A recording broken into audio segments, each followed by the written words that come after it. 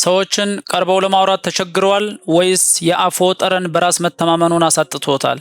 ጥርሳችሁን በየቀኑ እየቦረሻችሁ አሁንም አፋችሁ የሚሸት ከሆነ እንግዲያውስ ተሳስታችኋል።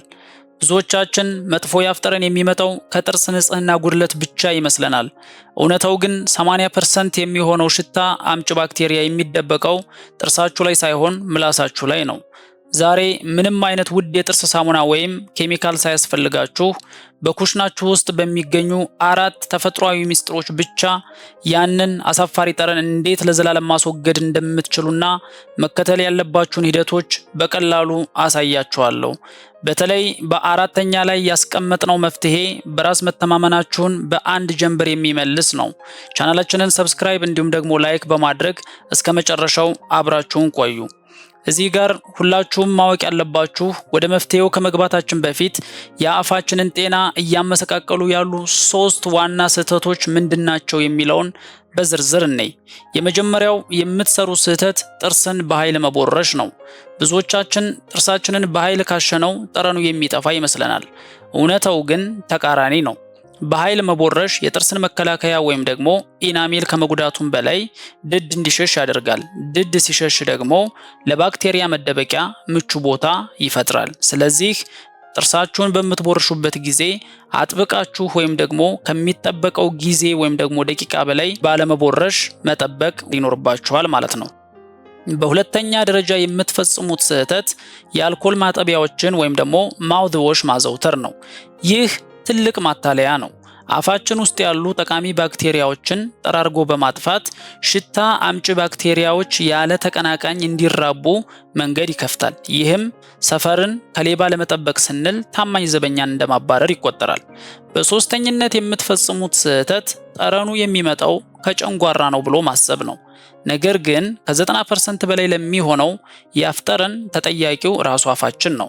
በተለይም ውሃ በበቂ ሁኔታ ሳንጠጣ ስንቀር ምራቅ ይቀንሳል።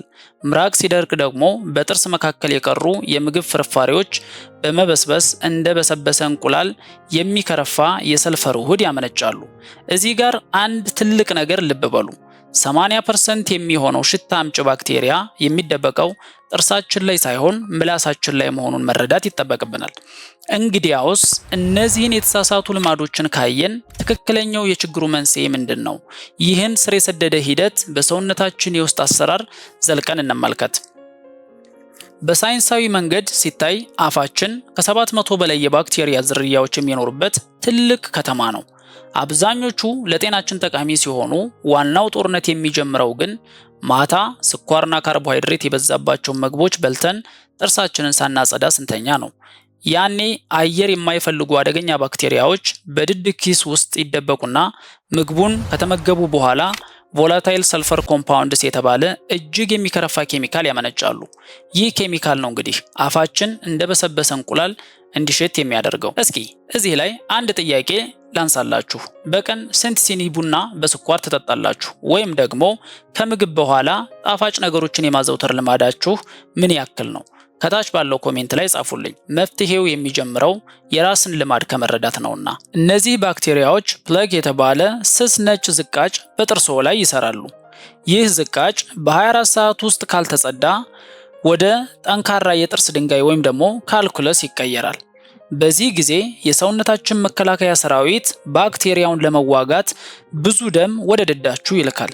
ድዳችሁ የሚያብጠውና ቶሎ የሚደማውም ለዚህ ነው። ይህ የድድ መድማት የሰውነታችን ዘበኛ እያካሄደ ያለውን ከባድ ጦርነት የሚያሳይ የማስጠንቀቂያ ደወል ነው። በዚህን ጊዜ ወዲያውኑ እርምጃ ካልወሰድን አጥንታችን ራሱን ለማዳን ሲል ወደ ውስጥ ይሸሻል። ይህም የጥርስ አጥንት መሟሟት ወይም ፔሪዶንቲስ ይባላል። በመጨረሻም ጥርሳችሁ ይነቃነቃል። ከዚህም የከፋው ግን መርዛማ ባክቴሪያዎቹ እየደማ ባለው ድዳችሁ በኩል በቀጥታ ወደ ደም ዝውውር ወይም ደግሞ ብለድ ስትሪም በመቀላቀል ለልብ ህመም፣ ለስኳር በሽታ መባባስና ለሌሎች ከባድ የጤና እክሎች ይዳረጉናል። ስለዚህ የድድ መድማትና መጥፎ የአፍ ጠረን አጠቃላይ የሰውነታችን ጤና አደጋ ላይ መውደቁን የሚያሳይ ትልቅ ምልክት እንደሆነ መገንዘብ ይኖርብናል። ስለሆነም ወደ መፍትሄው ስንመጣ ያንን አፋችሁ ውስጥ የተደበቀውን አደገኛ ጠላት ለማሸነፍና የድድ መድማትን ከስሩ ለማስቆም ተፈጥሮና ሳይንስ የሰጡንን ድንቅ የጦር መሳሪያዎችን መጠቀም አለብን። እነዚህ መፍትሄዎች ውድ የሆኑ የፋርማሲ ኬሚካሎች አይደሉም። ይልቁንም በዕለት ተዕለት የኢትዮጵያዊ የአኗኗር ዘይቤያችን ውስጥ ያሉ ግን በሳይንሳዊ መንገድ እንዴት እንደሚሰሩ በሚገባ ያልተረዳናቸው ኃይለኛ ዘዴዎች ናቸው። የመጀመሪያውና ትልቁ ሚስጥር የምራቅ ፋብሪካችንን ወይም ሳሊቨሪ ግላንድስን ማነቃቃት ነው።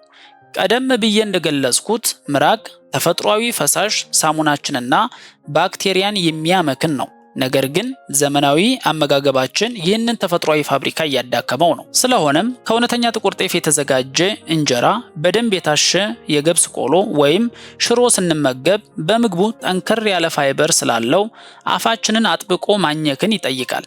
ይህ የማኘክ ሂደት አእምሯችንን በማዘዝ ከፍተኛ መጠን ያለው ምራቅ እንዲያመነጭ ያደርጋል። ይህ ምራቅ ደግሞ አሲድን ያመክናል፣ በጥርስ መካከል የተደበቁትን የምግብ ትርፍራፊዎችን ጠራርጎ ያጥባል። በአንጻሩ ግን እንደ ፓስታ፣ መኮሮኒ፣ ነጭ ዳቦ ያሉ ለስላሳ ምግቦች ማኘክ ስለማያስፈልጋቸው ምራቅ በበቂ ሁኔታ አያመነጭም። እንዲያውም በቀጥታ ጥርሳችን ላይ የተለጠፈው ለባክቴሪያዎቹ የድግስ ግብዣ ይሆናሉ። በተለይም በጾም ወቅት ወይም ሻይና ቡና ስንጠጣ ከነጭ ስኳር ይልቅ እንደ ቴምር ያሉ ተፈጥሯዊ ጣፋጮችን መጠቀም ለአደገኛዎቹ ባክቴሪያዎች የሚሰጠውን ፈጣን ነዳጅ ከመቀነሱም በላይ በተፈጥሯዊ ፋይበር ይዘታቸው ምራቅ እንዲመነጭም ይረዳሉ። በሁለተኝነት የምናየው ኃይለኛ መከላከያ አባቶቻችንና እናቶቻችን ለዘመናት ሲጠቀሙበት የነበረውና አሁን የ2026ቱ ዓለም አቀፍ የጥርስ ሕክምና ሳይንስ ትልቅ እውቅና የሰጠው መፋቂያ ወይም ደግሞ ቾዊንግ ስቲክ በተለይም የወይራ መፋቂያ ነው።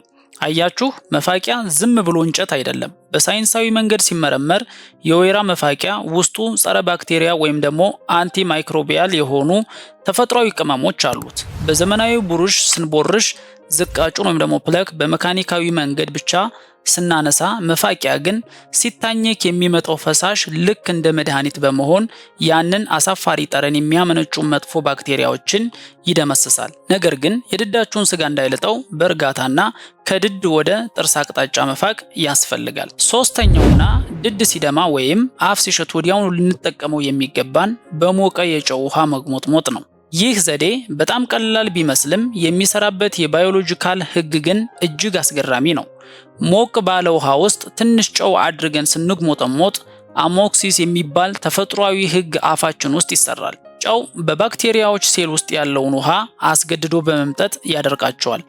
ከዚህም በላይ በድዳችን ውስጥ የተጠራቀመውን ብግነት ወይም ደግሞ ኢንፍላሜሽን እና እብጠት ወደ ውጭ በመሳብ የድድ መድማት በአጭር ጊዜ ውስጥ ያስቆማል። ይህ ማለት ያንን ውድና አፋችንን የሚያደርቀውን አልኮል ያለበት ማጠቢያ በቤታችን በሚገኝ ጠቃሚ ባክቴሪያዎችን በማይጎዳ ተፈጥሯዊ መድኃኒት ተካ ነው ማለት ነው። አራተኛውና ለፈጣን የአፍ ጠረን መፍትሄ የሚሆነው በኩሽናችን ውስጥ የሚገኘው ቅርንፉድ ነው። ቅርንፉድ በውስጡ ዩጂኖል የሚባል እጅግ ጠንካራ ተፈጥሯዊ ኬሚካል ይዟል። ይህ ኬሚካል በዘመናዊ የጥርስ ሕክምና ክሊኒኮች ውስጥ ለህመም ማስታገሻነትና ለጸረ ባክቴሪያነት ዛሬም ድረስ በሰፊው ጥቅም ላይ ይውላል። አንድ ፍሬ ቅርንፉድ አፋችን ውስጥ አድርገን ቀስ ብለን ብናላምጠው ይህ ዩጂኖል የተባለው ውህድ ይለቀቅና ያንን እንደ በሰበሰ እንቁላል የሚሸት የሰልፈር ኬሚካል ወደ መልካም መዓዛ ይቀይረዋል። አሁን እነዚህን ድንቅ ተፈጥሯዊ መፍትሄዎችን እንዴት በዕለት ከዕለት ህይወታችን እንደምንጠቀማቸው በዝርዝር እናያለን። የመጀመሪያው ጠዋት ከእንቅልፎ ሲነሱ ቀጥታ ወደ ጥርስ ቡርሽ ወይም መፋቂያ አይሮጡ። ትልቁ ስህተት እዚህ ላይ ነው። ከ80% በላይ የሚሆነው መጥፎ ጠረን አምጪ ባክቴሪያ የሚደበቀው ምላሳችን ላይ ነው። ምላስ ላይ ያለውን ነጭ ወይም ቢጫ ዝቃጭ ሳናነሳ ጥርስን መቦረሽ የቆሸሸ ምንጣፍ ላይ ቤት እንደመጥረግ ይቆጠራል። ስለዚህ በመጀመሪያ ንጹህ የሻይ ማንኪያ ወይም የምላስ መጥረጊያ በመጠቀም ምላስዎን ከኋላ ወደፊት ከ3 እስከ 4 ጊዜ ይጥረጉ። በመቀጠልም ያንን ዝቃጭ ካስወገዱ በኋላ ወደ መቦረሽ ማለፍ ይችላሉ። ብሩሹን ወደ ድድዎ በ45 ዲግሪ አዘንብለው ያዙ። ይህ ዘዴ የብሩሹ ጫፎች በድድ ኪስ ውስጥ የተደበቁ ባክቴሪያዎችን እንዲያወጡ ይረዳል። ሁለተኛው የቀን የውሃና የአመጋገብ እቅድን ማስተካከል ነው። ቀን ላይ በተለይ ቡና በስኳር ከጠጡ በኋላ አፎን በውሃ የመግሞጥሞጥ ልማድን ያዳብሩ። ውሃ ኃይለኛ ተፈጥሯዊ ማጽጃ ስለሆነ ከምግብ በኋላ አንድ ጉንጭ ውሃ አፍ ውስጥ አድርገው በኃይል ይግሞጥሞጡ። ይህም የምግብ ትርፍራፊዎች ወደ አሲድነት ከመቀየራቸው በፊት ያስወግዳቸዋል። በሶስተኛ ደረጃ የምናየው ማታ ስንተኛ የምራቅ ማመንጨት ስለሚቆም አፋችን ያለ ዘበኛ ይቀራል። ማታ ጥርስን ሳይቦርሹ መተኛት ለባክቴሪያዎች ትልቅ ድግስ ማዘጋጀት ነው። ስለዚህ ብሩሽ ብቻውን በቂ አይደለም። በጥርስ መካከል ያለውን ጠባብ ቦታ ለማጽዳት የጥርስ ክር ወይም ደግሞ ፍሎስ መጠቀም ግዴታ ነው። በጥርስ መሃል የቀረ ስጋ ወይም ዳቦ አድሮ ሲበሰብስ ነው ጠዋት አስደንጋጭ አፍ ጠረን የሚመጣው። በተጨማሪም በሳምንት 3 ቀን ከመተኛቶ በፊት በሞቀ የጨው ውሃ ይግሞጥሞጡ። ይህም የድድ እብጠትን ይቀንሳል፣ ባክቴሪያዎችንም ይገላል። ጤና 360 ሁልጊዜም ይህን ይላል፣ አስቀድሞ ማወቅ ቆይቶ ከመታከም ይበልጣል። ጤናችን የሚጀምረው ከሆስፒታሎች ሳይሆን ከቤታችንና ከዕለታዊ ልማዶቻችን ነው። ይህ መረጃ ጠቃሚ ሆኖ ካገኙት ቪዲዮውን ላይክ በማድረግ እንዲሁም ለወዳጆቹ ሼር በማድረግ አጋርነቱን ያሳዩን። በቀጣይ ቪዲዮ እስከምንገናኝ ቸር ቆዩልን።